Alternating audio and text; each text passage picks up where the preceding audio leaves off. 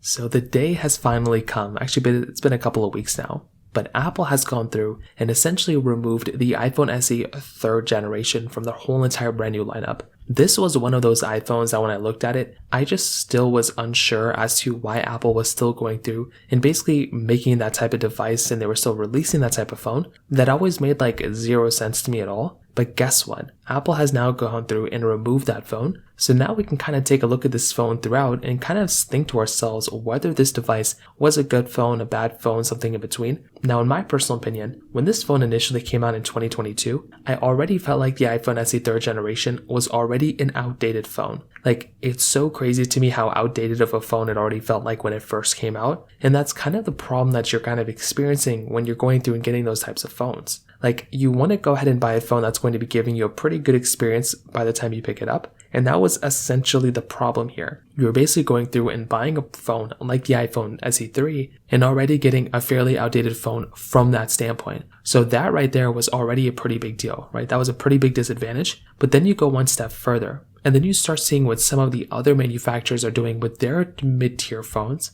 This was a $429 phone. That's not a cheap phone. You look at maybe some other $400 phones in the used market, and it's pretty insane to me how much better of a phone those other devices are going to be giving you rather than this one. So that right there is also going to be another one of those really big things to keep in mind there too. And for me personally, if I'm going to go through and pick up a phone, this was in and of itself a really big deal in my personal opinion. Now, on top of that, another very big reason when I look at the iPhone SE3, how I think about this particular phone is it's just a very outdated phone design-wise. But internally, that phone was always pretty decent. Like, that was a very decent performing phone. And I do think at the end of the day, Apple actually did a good job with the internals of this phone. It's just the external, the outer body experience of this phone. That's what was kind of the issue here. So personally for me, once again, if I'm going to go through and pick up a phone, that is going to be one of the issues that I'm going to be experiencing here. But other than that, I'm really happy Apple went through and gave us the iPhone 16e.